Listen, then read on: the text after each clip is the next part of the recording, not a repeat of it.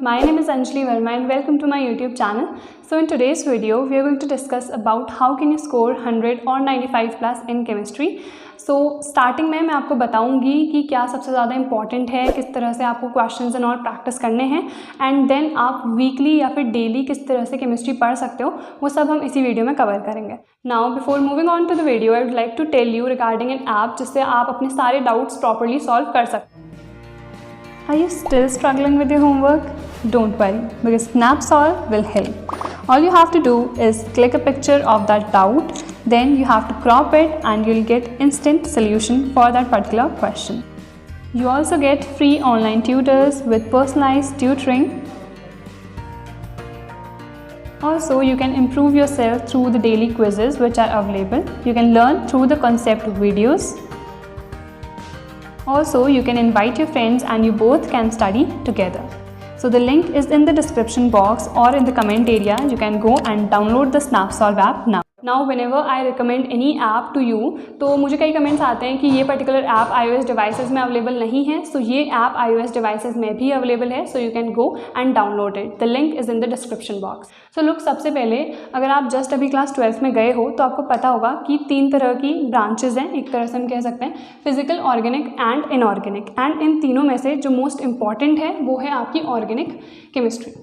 And physical में सबसे ज़्यादा इंपॉर्टेंट न्यूमेरिकल्स हैं, वो सब हम अभी डिस्कस करेंगे. सो सबसे पहले यार, केमिस्ट्री में मोस्ट इंपॉर्टेंट चीज़ है एनसीईआरटी एंड नोट्स. एनसीईआरटी क्योंकि जितने भी आपके क्वेश्चंस आते हैं एग्जाम में, एक भी ऐसा क्वेश्चन नहीं होता है जो एनसीईआरटी के बाहर का है. तो एनसीईआरटी मोस्ट इंपॉर्टेंट है. उसके बाद नोट्स इसलिए इंपॉर्टेंट है क्योंकि आपका जो थ्योरेटिकल पोर्शन है वो ज़्यादा आता है as compared to the numeric portion. अगर हम केमिस्ट्री की बात करें तो उसमें सबसे ज़्यादा इंपॉर्टेंट हमारा थ्योरेटिकल पोर्शन ही है. And this is what I have written here कि नोट्स मोस्ट इंपॉर्टेंट हैं. एंड सेल्फ नोट्स बनाओ स्टार्टिंग से. लाइक अभी जस्ट स्टार्टिंग है एंड अगर आप सोच रहे हो ना कि लेट हो गया है, अभी से हम स्टार्ट नहीं कर सकते हैं, तो आप बहुत बड़े मिसकंसेप्शन में हो. मैंने भी इसी टाइम से, इवन मैंने अगस्त से अपने सारे नोट्स बनाना स्टार्ट किया था. उससे पहले बस टीचर को दिखाने के लिए हम बनाते थे, बट जो ऑनेस्ट वाले एकदम खुद के लिए जो मैं नोट्स बनाती थी वो मैंने जुलाई अगस्त से ही स्टार्ट किया था. इवन आप अगर आपने पहले कुछ भी नहीं पढ़ा है तो आप अभी भी बहुत अच्छे से स्टार्ट कर सकते हो. एंड नोट्स बहुत इंपॉर्टेंट है क्योंकि आपका न्यूमेरिक पोर्शन बहुत कम आएगा, बट जो थ्योरेटिकल पोर्शन होगा वो बहुत ज़्यादा आएगा. एंड नोट्स इसलिए इंपॉर्टेंट होते हैं ना, एग्जाम के पहले हम सब कुछ रिवाइज नहीं कर सकते हैं. You can't read every line of the book, right. You need short notes जिससे आप हर एक चीज़ एक नट शेल में रिवाइज कर सको एंड आपको याद आ जाए कि हाँ इस टॉपिक में ये था. सो आपको खुद ही याद हो जाता है एग्जाम से पहले कि अच्छा ये था. So at that time you only revise. इसीलिए नोट्स मोस्ट इंपॉर्टेंट है. नोट्स बनाए रखो. You can also take help of my notes. I have already uploaded. Just go to my channel and check the playlist section. And also I am thinking कि मैं नए notes upload करूँ for 2022 batch. So you can definitely comment down and I am trying my level best कि जल्दी से वो notes prepare हो जाएँ. So I will upload for you people and obviously that would be free. You don't have to pay any charge for that. And then look, उसके बाद physical chemistry की हम सबसे पहले बात करते हैं. फिजिकल केमिस्ट्री में मोस्ट इंपॉर्टेंट मैंने आपको बताया क्या है, न्यूमेरिकल्स. एंड फिजिकल केमिस्ट्री में मोस्टली कौन से चैप्टर्स आते हैं, first, second, third, fourth and even इसमें फिफ्थ भी आ जाता है जो हमारा है सरफेस केमिस्ट्री. अब इसमें ये जो 4 चैप्टर्स हैं पहले के, इनसे न्यूमेरिकल बहुत ज़्यादा पूछे जाते हैं. इसमें भी मैंने थर्ड मार्क कर रखा है क्योंकि थर्ड वाला जो चैप्टर है वो मोस्ट इंपॉर्टेंट है. जो आपको इलेक्ट्रोकेमिस्ट्री है उसमें से आपको एक ना एक न्यूमेरिकल डेफिनेटली देखने को मिलेगा. लाइक अगर हम बात करें नर्स्ट इक्वेशन की, तो नर्स्ट इक्वेशन का ही मोस्टली न्यूमेरिकल आता है उससे. एंड देन उसके बाद एनसीईआरटी से आपको प्रैक्टिस करने हैं आपके न्यूमेरिकल्स. एंड यहाँ पे मैं दोनों तरह के स्टूडेंट्स के लिए बताने वाली हूँ. अगर आपको 100 स्कोर करना है ना तो स्टिक टू एनसीईआरटी. एनसीईआरटी के जितने बैक एक्सरसाइजेज हैं, जितने इंटेक्स वाले क्वेश्चंस हैं, वो सारे प्रैक्टिस करो. And obviously question bank and PYQs तो डेफिनेटली आप करोगे ही, क्योंकि अगर आपको 100 स्कोर करना है ना तो मेहनत बहुत ज़्यादा करनी पड़ेगी. ये नहीं है कि सिर्फ और सिर्फ स्मार्ट वर्क से ही काम चल जाएगा. Smart work plus hard work दोनों ही चाहिए होता है. एक स्मार्ट वर्क एज इन कि आप ज़्यादा से ज़्यादा पीवाईक्यूज प्रैक्टिस करो. आपको प्रीवियस 10 ईयर क्वेश्चन पेपर्स मिल जाएंगे एंड उसमें भी 2-2 सेट मिलेंगे. तो आपको 20 क्वेश्चन पेपर्स तो प्रैक्टिस करने ही हैं, क्योंकि ऑब्वियसली 2 सेट्स तो डेफिनेटली हर किसी के वहाँ आते हैं. इवन हमारे बोर्ड में 2-2 सेट थे, तो विच मीन्स मैंने 20 previous year question papers solve करे थे. एंड स्मार्ट वर्क यहाँ पे आपको यही करना है कि इवन अगर आप ये सारी चीज़ें छोड़ देते हो ना, you think you don't have that much time, तो आपको ये बिल्कुल नहीं छोड़ना है previous year question papers and question bank. Now why do I prefer question bank? इसका रीज़न ये है कि जब भी हम एक पर्टिकुलर चैप्टर कर लेते हैं तो उसके बाद हम सोचते हैं कि ये हमें अच्छे से समझ में आ गया है, बट जब वो क्वेश्चन सॉल्व करने की बारी आती है ना तो हमें बिल्कुल समझ में नहीं आते। इसीलिए जब भी आप एक पूरा चैप्टर कंप्लीट कर लेते हो तो क्वेश्चन बैंक डेफिनेटली प्रेफर करो, क्योंकि उसमें आपको सारे गिवन होंगे प्रीवियस ईयर में किस तरह के क्वेश्चन आए हैं, तो आपको कोई डिफिकल्टी नहीं होगी बाद। Now will talk about the organic chemistry. So जो हमारी ऑर्गेनिक केमिस्ट्री है वो मैंने आपको पहले ही बताया मोस्ट इंपॉर्टेंट है, क्योंकि मैक्सिमम जो आपका पेपर आएगा ना वो ऑर्गेनिक केमिस्ट्री से ही आएगा, चाहे वो आपकी कन्वर्जन रिएक्शंस हो चाहे नेम रिएक्शंस हो। एंड ऑर्गेनिक में बहुत लोगों को स्टार्टिंग में दिक्कत होती है। लाइक जब मैं क्लास 12th में आई थी ना एंड हमारी ऑर्गेनिक केमिस्ट्री स्टार्ट हुई थी, ऑनेस्टली मुझे भी बिल्कुल समझ में नहीं आई थी। My seniors use to say to me that it's very easy, but मुझे स्टार्टिंग में बिल्कुल समझ में नहीं आई थी। बट इसके लिए आपको कुछ चीज़ें फॉलो करनी है स्टार्टिंग से ही, कि सबसे पहले तो जितनी रिएक्शंस है वो सारी आपको लर्न करनी है। ऑल रिएक्शन से मेरा ये मतलब है कि चाहे वो आपकी नेम रिएक्शंस हो या जनरल किसी भी तरह के कन्वर्जन में वो यूज़ हो रही है, आपको सारी ही रिएक्शंस लर्न होनी चाहिए। एंड देन इसके बाद प्रैक्टिस कन्वर्जन्स। एंड कहाँ से आपको कन्वर्जन्स प्रैक्टिस करने हैं? या तो आप एनसीईआरटी पकड़ो, एनसीईआरटी के जितनी एक्सरसाइजेज हैं वो सारी सॉल्व करो, उसमें जितने कन्वर्जन्स हैं। If you don't want to solve the whole NCERT तो मैंने आपको ऑलरेडी बता दिया है, क्वेश्चन बैंक एंड पीवाईक्यू से क्वेश्चंस करो। एंड यहाँ पे केमिस्ट्री में ना यही चीज़ है कि एनसीईआरटी और नोट्स मोस्ट इंपॉर्टेंट है, जैसे मैंने आपको बताया। बट इफ़ यू वांट कि आपको पूरी एनसीईआरटी सॉल्व नहीं करनी है तो अगर आप क्वेश्चन बैंक और पीवाईक्यूज भी प्रेफर कर लेते हो ना, still you can score really good. Like 90+ तो आपके कहीं नहीं जाएंगे अगर आप सिर्फ ये दोनों भी सॉल्व कर लेते हो।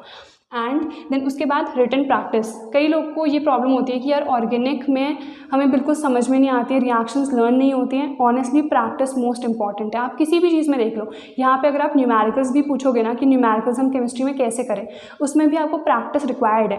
क्योंकि अगर आप एक ही तरह के क्वेश्चन 2-3 बार कर लोगे या फिर कन्वर्जन्स भी कर लोगे या न्यूमेरिकल्स या कुछ भी अगर आप करोगे, इवन मैथ्स में भी या किसी और सब्जेक्ट में, तो प्रैक्टिस जैसे जैसे आप करते जाओगे आपके दिमाग में खुद ही सेट हो जाएगा कि हाँ ये पर्टिकुलर क्वेश्चन इस मेथड से करना है तो मुझे प्रॉपर्ली आ गया। सो इसीलिए प्रैक्टिस मोस्ट इंपॉर्टेंट है। Then will talk about inorganic chemistry. So inorganic chemistry में सबसे पहले P block, DNF block and coordination compound. So लोग पी ब्लॉक से जनरली 1 मार्क के क्वेश्चंस आते हैं एंड वो 1 मार्क के क्वेश्चंस आपको आराम से पीवाईक्यूज या फिर क्वेश्चन बैंक में देखने को मिल जाएंगे। एंड कुछ लेंदी क्वेश्चंस हैं। एंड इफ़ यू वांट कि क्या क्या इंपॉर्टेंट टॉपिक्स हैं कि आप पहले स्टार्टिंग में जब आपका मन नहीं कर रहा है पढ़ने को, सिर्फ उन्हीं को आप प्रेफरेंस दो, तो आई ऑलरेडी अपलोडेड वीडियोज़ कि क्या क्या इंपॉर्टेंट टॉपिक्स हैं, फिजिक्स के हों चाहे केमिस्ट्री के हों, तो आप प्लेलिस्ट में जा सकते हो, आपको हर एक चीज़ वहाँ पे मिल जाएगी ऑलरेडी, बिकॉज मैंने लास्ट ईयर सब कुछ अपलोड किया था। एंड इस ईयर के बैच के लिए नोट्स एंड इंपॉर्टेंट क्वेश्चन वो सब मैं फिर से एक बार प्रोवाइड कर दूँगी, बट अभी के लिए आप वो सब चीज़ें देख सकते हो। एंड देन उसके बाद D and F block, and इनमें से जनरली 1 मार्क के ही क्वेश्चन आते हैं। कोऑर्डिनेशन कंपाउंड में से IUPAC नेमिंग आ जाएगी आपकी 1 मार्क की। सो जो 1 मार्क के क्वेश्चन है ना आपको बहुत अच्छे से प्रिपेयर करने हैं। एंड पी ब्लॉक बहुत लेंदी चैप्टर है। स्टार्टिंग में मैं यही प्रेफर करूँगी कि जितने टॉपिक्स हैं वो सारे मत करो, बिकॉज इंपॉर्टेंट जो चीज़ें हैं ना आप पहले वो ही प्रैक्टिस करो। बाद में if you get time then you can also go into those lengthy topics, क्योंकि स्टार्टिंग में आपको क्या करना है कि आपको पूरा चैप्टर पढ़ना है एंड प्रॉपरली जिस तरह के क्वेश्चन आए हैं पहले आपको सिर्फ वो ही प्रिपेयर करने हैं। उसके बाद ऑब्वियसली अगर आपके पास इतना ज़्यादा टाइम बचता है तो आपको हर एक तरह के क्वेश्चंस प्रैक्टिस करने हैं। Then we'll talk about how you have to do any particular chapter. So look, सबसे पहले तो you have to take 1 chapter at a time. Like अगर आपने फर्स्ट चैप्टर अभी तक नहीं किया है तो आप सबसे पहले फर्स्ट चैप्टर से स्टार्ट करो, जो कि है आपका सॉलिड स्टेट। एंड उसको आपको कैसे पढ़ना है, पहले टीचर से पढ़ो, इट डिपेंड्स, चाहे आप स्कूल के टीचर से पढ़ रहे हो या फिर यूट्यूब से पढ़ रहे हो, तो आप पहले उस पर्टिकुलर चैप्टर को पूरा पढ़ लो अच्छे से टीचर से। एंड जो जो इंपॉर्टेंट चीज़ें वो लिखा रहा है उसको पहले नोट डाउन करते जाओ, उसके बाद एक बार खुद से पढ़ना है। एंड इट डिपेंड्स कि आप एनसीईआरटी से पढ़ना प्रेफर करते हो या फिर रेफरेंस से, बट डेफिनेटली आपको एक ना एक बुक तो प्रेफर करनी ही है। देन उसके बाद you have to make notes, and ये खुद के होने चाहिए नोट्स। लाइक अगर आपको लगता है कि you don't want to waste your time then definitely you can use my notes, but मैं हमेशा यही प्रेफर करती हूँ कि आप खुद के नोट्स बनाओ। तो नोट्स बनाओ खुद के। देन उसके बाद एनसीईआरटी के जितने क्वेश्चंस हैं वो सारे करो। एंड अगर आपको 100 स्कोर करना है तो मैं तो यही प्रेफर करूँगी कि स्टार्टिंग में एनसीईआरटी डेफिनेटली सारे क्वेश्चंस करो। बट ऐसा होता है ना कि फर्स्ट चैप्टर में बहुत जोश आता है कि हाँ हमें अच्छे से पढ़ना है, तो सारे क्वेश्चंस हो जाते हैं। बट जैसे जैसे 4th 5th चैप्टर में हम पहुँचते जाते हैं तो थोड़ी सी बोरिंग हो जाती है कि यार सारे क्वेश्चंस कैसे करें।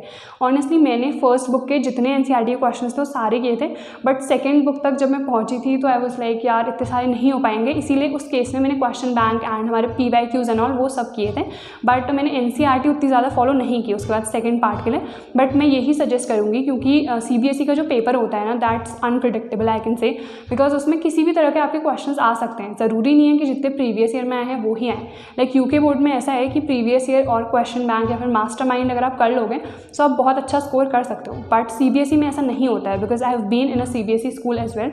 तो उसके लिए आपको डेफिनेटली NCERT प्रैक्टिस करनी चाहिए। एंड देन उसके बाद क्वेश्चन बैंक, अगर आप NCERT नहीं प्रेफर करना चाहते हो तो मैं यही कहूँगी कि क्वेश्चन बैंक के जितने क्वेश्चन हैं वो आप प्रैक्टिस करें। एंड देन उसके बाद रिविजन आपको वीकली बेसिस पे करते रहना है। And why am I saying this, क्योंकि मैंने खुद फॉलो किया है। क्योंकि जब हम रिवाइज नहीं करते हैं ना, लाइक अगर मैंने सपोज सेकंड चैप्टर पढ़ लिया या थर्ड, बिकॉज थर्ड मुझे थोड़ा सा डिफिकल्ट लगा था इलेक्ट्रोकेमिस्ट्री, एंड मैंने उसे 1 महीने तक रिवाइज नहीं किया, उसके बाद मैं ऑनेस्टली सारी चीज़ें भूल गई थी। मुझे ये भी नहीं याद था कि नर्स्ट इक्वेशन का फॉर्मूला क्या था। इसीलिए आपको वीकली बेसिस पे रिवाइज करते जाना है, बिकॉज बाद में जब हम एक पर्टिकुलर चीज़ को छोड़ देते हैं तो हमें बाद में याद नहीं आता है कि इसमें क्या एग्जैक्ट टॉपिक्स थे। तो आई होप आप ये सारी चीज़ें फॉलो करोगे। एंड ऑल्सो मुझे जितने भी कमेंट्स आए थे, मैंने आपसे कहा था कि मैं कौन सा सब्जेक्ट स्टार्ट करूं, तो मुझे फिजिक्स के लिए सबसे ज़्यादा कमेंट्स आए थे। सो आई एम जस्ट थिंकिंग कि पहले मैं फिजिक्स के 1 शॉट्स अपलोड कर दूंगी, उसके बाद अगर मुझे टाइम मिलता है सो डेफिनेटली मैं केमिस्ट्री के भी अपलोड कर दूंगी। मैथ्स के आगे सबसे कम कमेंट्स थे, एंड मैंने मैथ्स की इवन लाइव क्लासेस भी ली थी टीचमेंट एप्लीकेशन पे, तो वहाँ पे भी इवन इंगेजमेंट बहुत कम था। सो आई एम जस्ट थिंकिंग कि फिजिक्स के 1 शॉट्स मैं अपलोड करना स्टार्ट कर दूंगी। So that's all for today's video. I hope this was useful. Don't forget to like this video, share it with your friends, and if you're new to my channel then don't forget to subscribe, and thanks for watching.